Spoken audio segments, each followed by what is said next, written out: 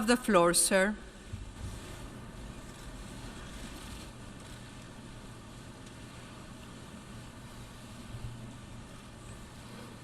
Madam President, Mr. Secretary General, world leaders, ambassadors, and distinguished delegates, 1 year ago I stood before you for the first time in this grand hall. I addressed the threats facing our world, and I presented a vision to achieve a brighter future for all of humanity. Today I stand before the United Nations General Assembly to share the extraordinary progress we've made. In less than 2 years, my administration has accomplished more than almost any administration in the history of our country. America's so true.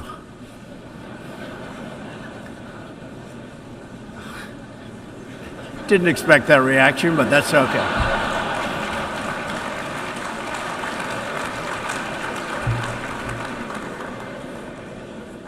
America's economy is booming like never before. Since my election, we've added $10 trillion in wealth. The stock market is at an all-time high in history, and jobless claims are at a 50-year low. African American, Hispanic American, and Asian American unemployment have all achieved their lowest levels ever recorded. We've added more than 4 million new jobs, including 500,000 manufacturing jobs. We have passed the biggest tax cuts and reforms in American history. We've started the construction of a major border wall, and we have greatly strengthened border security. We have secured record funding for our military, $700 billion this year, and $716 billion next year. Our military will soon be more powerful than it has ever been before. In other words, the United States is stronger, safer, and a richer country than it was when I assumed office less than 2 years ago. We are standing up for America and for the American people, and we are also standing up for the world. This is great news for our citizens and for peace-loving people everywhere. We believe that when nations respect the rights of their neighbors and defend the interests of their people, they can better work together to secure the blessings of safety, prosperity, and peace. Each of us here today is the emissary of a distinct culture, a rich history, and a people bound together by ties of memory, tradition, and the values that make our homelands like nowhere else on earth. That is why America will always choose independence and cooperation over global governance, control, and domination. I honor the right of every nation in this room to pursue its own customs, beliefs, and traditions. The United States will not tell you how to live or work or worship. We only ask that you honor our sovereignty in return. From Warsaw to Brussels to Tokyo to Singapore, it has been my highest honor to represent the United States abroad. I have forged close relationships and friendships and strong partnerships with the leaders of many nations in this room, and our approach has always yielded incredible change. With support from many countries here today, we have engaged with North Korea to replace the specter of conflict with a bold and new push for peace. In June, I traveled to Singapore to meet face-to-face with North Korea's leader, Chairman Kim Jong-un. We had highly productive conversations and meetings, and we agreed that it was in both countries' interest to pursue the denuclearization of the Korean Peninsula. Since that meeting, we have already seen a number of encouraging measures that few could have imagined only a short time ago. The missiles and rockets are no longer flying in every direction. Nuclear testing has stopped. Some military facilities are already being dismantled. Our hostages have been released, and as promised, the remains of our fallen heroes are being returned home to lay at rest in American soil. I would like to thank Chairman Kim for his courage and for the steps he has taken, though much work remains to be done. The sanctions will stay in place until denuclearization occurs. I also want to thank the many member states who helped us reach this moment, a moment that is actually far greater than people would understand, far greater, but for also their support and the critical support that we will all need going forward. Special thanks to President Moon of South Korea, Prime Minister Abe of Japan, and President Xi of China. In the Middle East, our new approach is also yielding great strides and very historic change. Following my trip to Saudi Arabia last year, the Gulf countries opened a new center to target terrorist financing. They are enforcing new sanctions, working with us to identify and track terrorist networks, and taking more responsibility for fighting terrorism and extremism in their own region. The UAE, Saudi Arabia, and Qatar have pledged billions of dollars to aid the people of Syria and Yemen, and they are pursuing multiple avenues to ending Yemen's horrible, horrific civil war. Ultimately, it is up to the nations of the region to decide what kind of future they want for themselves and their children.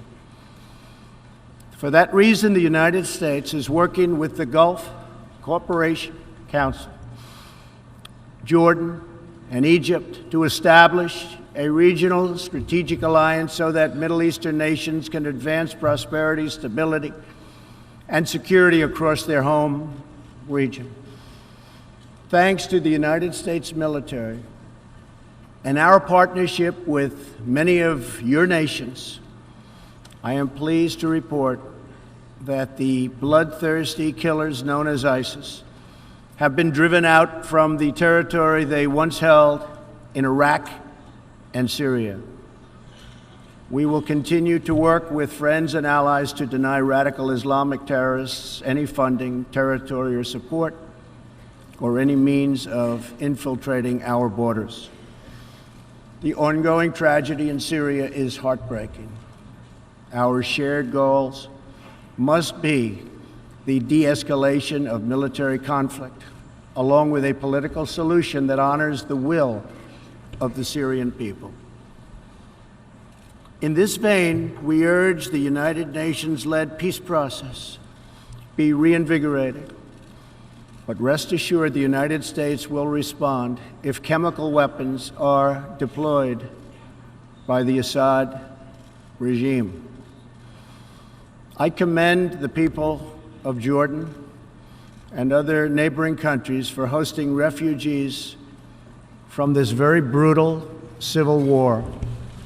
As we see in Jordan, the most compassionate policy is to place refugees as close to their homes as possible, to ease their eventual return to be part of the rebuilding process. This approach also stretches finite resources to help far more people, increasing the impact of every dollar spent. Every solution to the humanitarian crisis in Syria must also include a strategy to address the brutal regime that has fueled and financed it, the corrupt dictatorship in Iran. Iran's leaders sow chaos, death, and destruction. They do not respect their neighbors or borders or the sovereign rights of nations. Instead, Iran's leaders plunder the nation's resources to enrich themselves and to spread mayhem across the Middle East and far beyond. The Iranian people are rightly outraged that their leaders have embezzled billions of dollars from Iran's treasury, seized valuable portions of the economy, and looted the people's religious endowments, all to line their own pockets and send their proxies to wage war. Not good. Iran's neighbors have paid a heavy toll for the region's agenda of aggression and expansion. That is why so many countries in the Middle East strongly supported my decision to withdraw the United States from the horrible 2015 Iran nuclear deal and reimpose nuclear sanctions. The Iran deal was a windfall for Iran's leaders. In the years since the deal was reached, Iran's military budget grew nearly 40%. The dictatorship used the funds to build nuclear-capable missiles, increase internal repression, finance terrorism, and fund havoc and slaughter in Syria and Yemen. The United States has launched a campaign of economic pressure to deny the regime the funds it needs to advance its bloody agenda. Last month, we began reimposing hard-hitting nuclear sanctions that have been lifted under the Iran deal. Additional sanctions will resume November 5th, and more will follow. And we are working with countries that import Iranian crude oil to cut their purchases substantially. We cannot allow the world's leading sponsor of terrorism to possess the planet's most dangerous weapons. We cannot allow a regime that chants death to America and that threatens Israel with annihilation to possess the means to deliver a nuclear warhead to any city on earth. Just can't do it. We ask all nations to isolate Iran's regime as long as its aggression continues.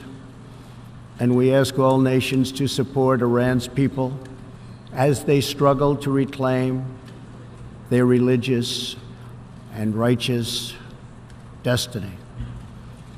This year, we also took another significant step forward in the Middle East in recognition of every sovereign state to determine its own capital. I moved the U.S. Embassy in Israel to Jerusalem.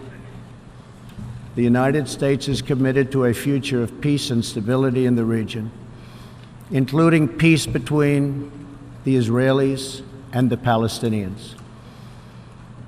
That aim is advanced, not harmed, by acknowledging the obvious facts. America's policy of principled realism means we will not be held hostage to old dogmas, discredited ideologies, and so-called experts who have been proven wrong over the years, time and time again. This is true not only in matters of peace, but in matters of prosperity. We believe that trade must be fair and reciprocal. The United States will not be taken advantage of any longer. For decades, the United States opened its economy, the largest by far on earth, with few conditions. We allowed foreign goods from all over the world to flow freely across our borders. Yet, other countries did not grant us fair and reciprocal access to their markets in return. Even worse, some countries abuse their openness to dump their products, subsidize their goods, target our industries, and manipulate their currencies to gain unfair advantage over our country. As a result, our trade deficit ballooned to nearly $800 billion a year. For this reason, we are systematically renegotiating broken and bad trade deals. Last month, we announced a groundbreaking U.S.-Mexico trade agreement. And just yesterday, I stood with President Moon to announce the successful completion of the brand new U.S.-Korea trade deal. And this is just the beginning. Many nations in this hall will agree that the world trading system is in dire need of change. For example, countries were admitted to the World Trade Organization that violate every single principle on which the organization is based. While the United States and many other nations play by the rules, these countries use government-run industrial planning and state-owned enterprises to rig the system in their favor. They engage in relentless product dumping, forced technology transfer, and the theft of intellectual property. The United States lost over 3 million manufacturing jobs, nearly a quarter of all steel jobs, and 60,000 factories after China joined the WTO. And we have racked up $13 trillion in trade deficits over the last 2 decades. But those days are over. We will no longer tolerate such abuse. We will not allow our workers to be victimized, our companies to be cheated, and our wealth to be plundered and transferred. America will never apologize for protecting its citizens. The United States has just announced tariffs on another $200 billion in Chinese-made goods, for a total so far of $250 billion. I have great respect and affection for my friend, President Xi, but I have made clear our trade imbalance is just not acceptable. China's market distortions and the way they deal cannot be tolerated. As my administration has demonstrated, America will always act in our national interests. I spoke before this body last year and warned that the UN Human Rights Council had become a grave embarrassment to this institution, shielding egregious human rights abusers while bashing America and its many friends. Our ambassador to the United Nations, Nikki Haley, laid out a clear agenda for reform, but despite reported and repeated warnings, no action at all was taken. So the United States took the only responsible course. We withdrew from the Human Rights Council, and we will not return until real reform is enacted. For similar reasons, the United States will provide no support in recognition to the International Criminal Court. As far as America is concerned, the ICC has no jurisdiction, no legitimacy, and no authority. The ICC claims near universal jurisdiction over the citizens of every country, violating all principles of justice, fairness, and due process. We will never surrender America's sovereignty to an unelected, unaccountable global bureaucracy. America is governed by Americans. We reject the ideology of globalism, and we embrace the doctrine of patriotism. Around the world, responsible nations must defend against threats to sovereignty, not just from global governments, but also from other new forms of coercion and domination. In America, we believe strongly in energy security for ourselves and for our allies. We have become the largest energy producer anywhere on the face of the earth. The United States stands ready to export our abundant, affordable supply of oil, clean coal, and natural gas. OPEC and OPEC nations are, as usual, ripping off the rest of the world. And I don't like it. Nobody should like it. We defend many of these nations for nothing, and then they take advantage of us by giving us high oil prices. Not good. We want them to stop raising prices. We want them to start lowering prices, and they must contribute substantially to military protection from now on. We are not going to put up with it, these horrible prices, much longer. Reliance on a single foreign supplier can leave a nation vulnerable to extortion and intimidation. That is why we congratulate European states such as Poland for leading the construction of a Baltic pipeline so that nations are not dependent on Russia to meet their energy needs. Germany will become totally dependent on Russian energy if it does not immediately change course. Here in the Western Hemisphere, we are committed to maintaining our independence from the encroachment of expansionist foreign powers. It has been the formal policy of our country since President Monroe that we reject the interference of foreign nations in this hemisphere and in our own affairs. The United States has recently strengthened our laws to better screen foreign investments in our country for national security threats. And we welcome cooperation with countries in this region and around the world that wish to do the same. You need to do it for your own protection. The United States is also working with partners in Latin America to confront threats to sovereignty from uncontrolled migration.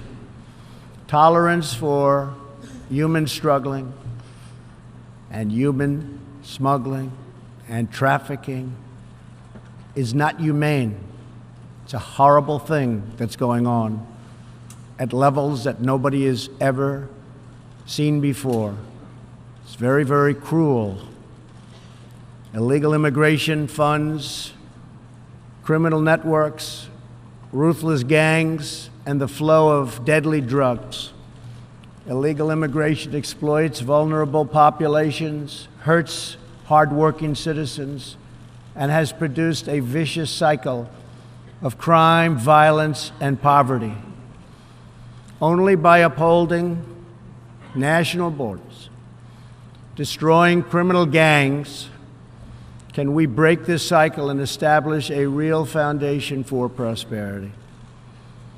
We recognize the right of every nation in this room to set its own immigration policy in accordance with its national interests, just as we ask other countries to respect our own right to do the same, which we are doing.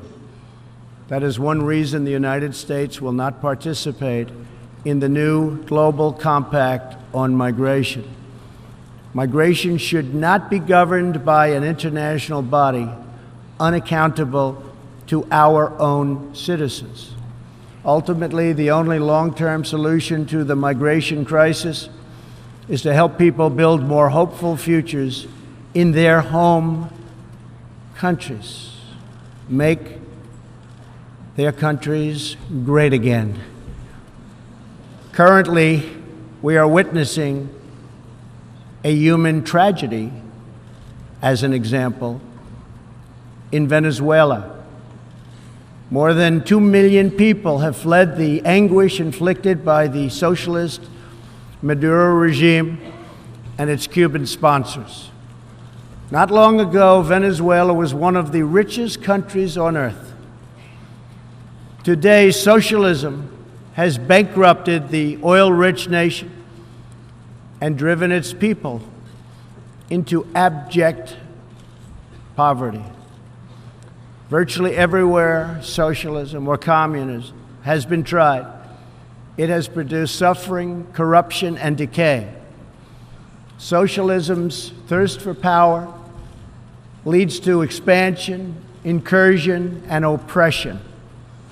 All nations of the world should resist socialism and the misery that it brings to everyone. In that spirit, we ask the nations gathered here to join us in calling for the restoration of democracy in Venezuela. Today we are announcing additional sanctions against the repressive regime, targeting Maduro's inner circle and close advisors. We are grateful for all of the work the United Nations does around the world to help people build better lives for themselves and their families. The United States is the world's largest giver in the world by far of foreign aid, but few give anything to us. That is why we are taking a hard look at U.S. foreign assistance that will be headed up by Secretary of State Mike Pompeo. We will examine what is working, what is not working, and whether the countries who receive our dollars and our protection also have our interests at heart. Moving forward, we are only going to give foreign aid to those who respect us and, frankly, are our friends. And we expect other countries to pay their fair share for the cost of their defense. The United States is committed to making the United Nations more effective and accountable. I have said many times that the United Nations has unlimited potential.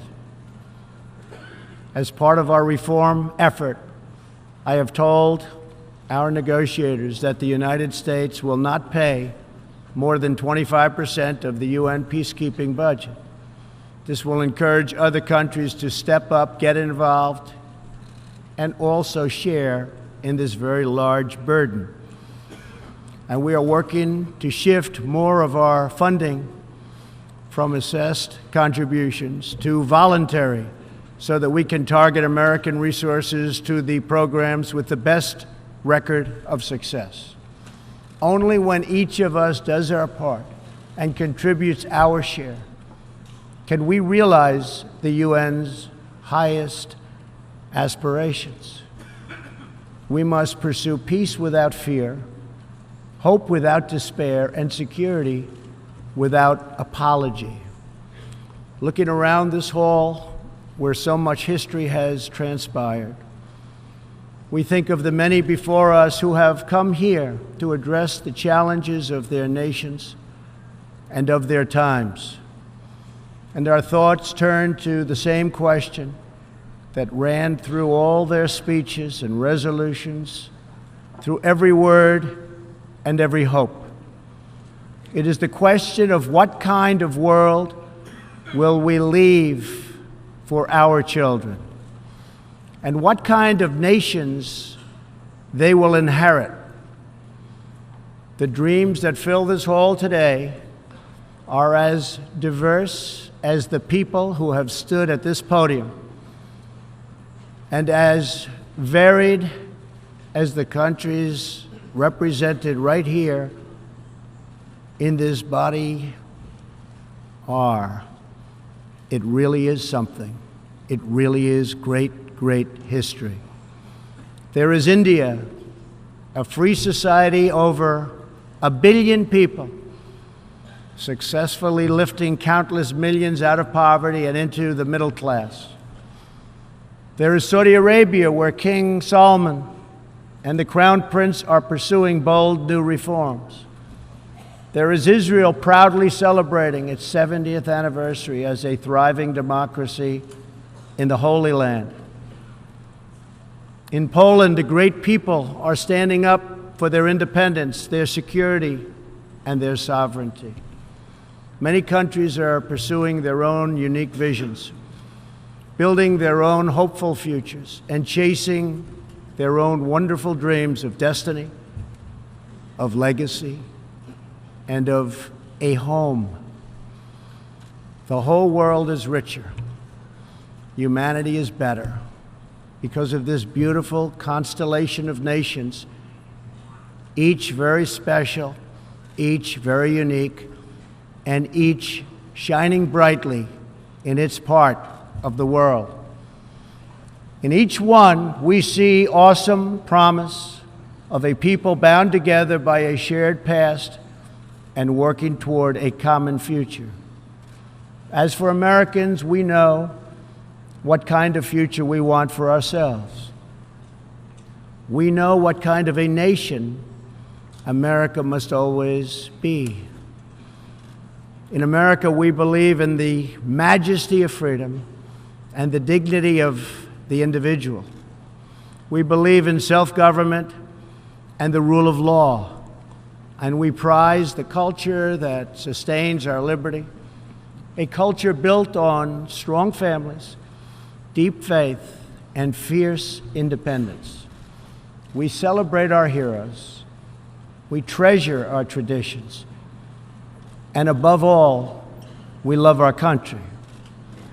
Inside everyone in this great chamber today, and everyone listening all around the globe, there is the heart of a patriot that feels the same powerful love for your nation, the same intense loyalty to your homeland, the passion that burns in the hearts of patriots and the souls of nations has inspired reform and revolution, sacrifice and selflessness, scientific breakthroughs, and magnificent works of art.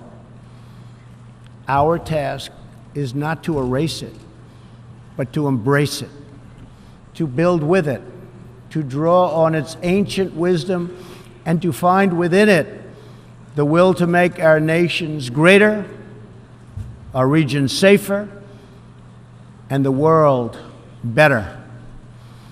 To unleash this incredible potential in our people, we must defend the foundations that make it all possible. Sovereign and independent nations are the only vehicle where freedom has ever survived, democracy has ever endured, or peace has ever prospered. And so we must protect our sovereignty and our cherished independence above all. When we do, we will find new avenues for cooperation unfolding before us. We will find new passion for peacemaking rising within us. We will find new purpose, new resolve, and new spirit flourishing all around us, and making this a more beautiful world in which to live. So together, let us choose a future of patriotism, prosperity, and pride. Let us choose peace and freedom over domination and defeat. And let us come here to this place to stand for our people and their nations, forever strong, forever sovereign, forever just, and forever thankful for the grace and the goodness and the glory of God. Thank you, God bless you, and God bless the nations of the world. Thank you very much. Thank you. On behalf of the General Assembly, I wish to thank the President of the United States of America for the statement just made. May I request representatives to remain seated while we greet the President, after which the meeting will stand suspended for 5 minutes.